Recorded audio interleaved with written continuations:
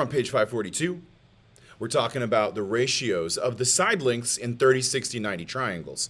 You should have all of, maybe pause and catch it, the information from page 541 to use. And maybe also pause and catch this before I start talking about it so that you can get your observation, your notes written down, and then listen to what I'm talking about. So I have more to add here. Give yourself space to add that information. Pause and write, and then resume the video when you're ready. I'm assuming you paused it. If not, you could still do that and go back. But let's say that you're given the side length ratios of the triangles from our table, and we want to observe something. So what I filled out is QRPQ, and it's this fraction, and that's a lot for us to type into our phone, into the phone calculator. So I really will recommend at this moment that we use one of the school calculators, and I have the TI Inspire here. And so I've already typed it in. I'll show you how I typed this in 1 and 23 30 seconds and 3 and 15 30 seconds, but I want the answer. And so the answer is 55 elevenths, or if I do Control Enter, I get a decimal of 0.495. 0.495. That's really close to the 0.5 answer that we get from 1 over 2. Like really close. Let's try the next fraction. That was a really awful circle. Let's go 3 divided by 3 and 15 30 seconds. So I have that here. I have the 3. I have the 3 and 15 30 seconds.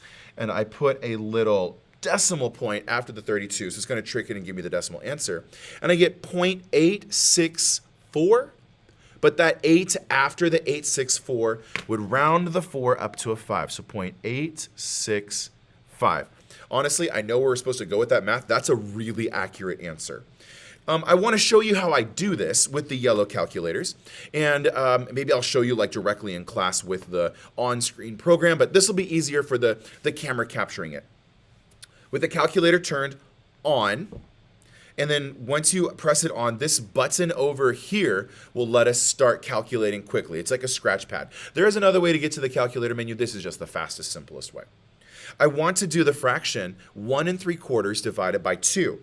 So if I look at my yellow letter like codes, this symbol above the division sign is a fraction template. And to get to the yellow button, you got to press the Control yellow button and then press division. And it'll bring up the fraction template. Now, if I don't do that, it'll just bring up like a divide sign, and I don't want that. So to access any of the yellow symbols, Control button, press it first. And you can see that Control has been pressed. So now when you press divide, it brings up the fraction. And I want 1 3/4. Well, the and is a plus. So 1 plus the fraction 3/4. There it is, 1 3/4.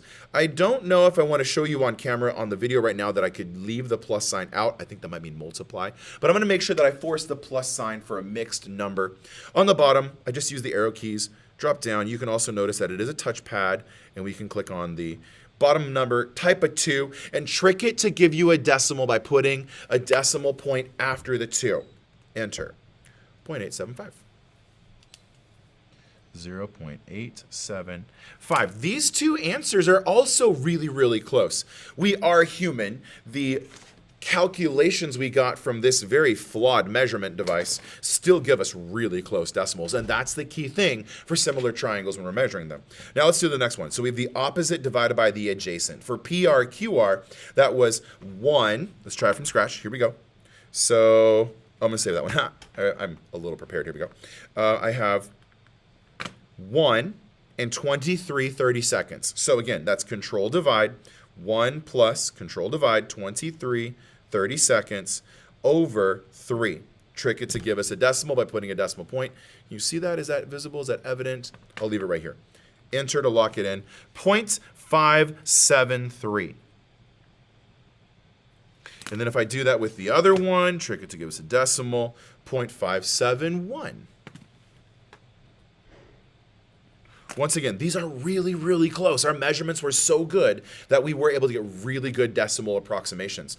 For 30, 60, 90 triangles, regardless of size, the 3 ratios are consistently the same. That's the important thing to learn from our special right triangles conversation. Why are the same side ratios always equal when the reference angle is congruent in each of the two similar triangles? Why are these equal? Similar triangles have similar ratios. Put them in proportion. What conclusions can you draw about these three ratios? By the way, the ratios are these three.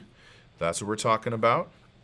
For any right triangle, not just 30, 60, 90s, not just 45, 45, 90s, but any right triangle, if you enlarge the triangle or reduce the triangle, its ratio of opposite to hypotenuse, adjacent to hypotenuse, opposite to adjacent, they'll all be consistently producing similar answers. Alicia thinks she understands it. We'll go to 7. She thinks she understands it. She says the ratio of BC to AB. So this is hypotenuse, and this is the opposite side. Opposite side. Oh, right there, I highlighted wrong. Good thing the yellow was used. And then DC, I'm not highlighting DC, and I'm not highlighting AD because they're not a right triangle. They're not part of a right triangle. So she is wrong. She is incorrect because all of our observations are centered around right angles.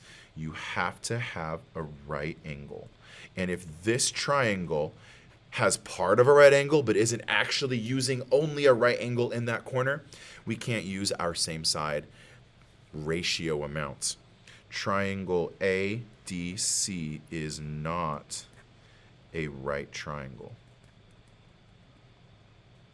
That's the main reason why she's wrong. She used the wrong triangle, and therefore she can't say any of our proportions. It's all based upon right, see it right there, right triangles. This is the math for trigonometry for right triangles. Thanks for watching page 542. In the next page, we will be solving some real-world problems. So stick around, watch it, learn from it, and I'll see you in the next episode. Bye.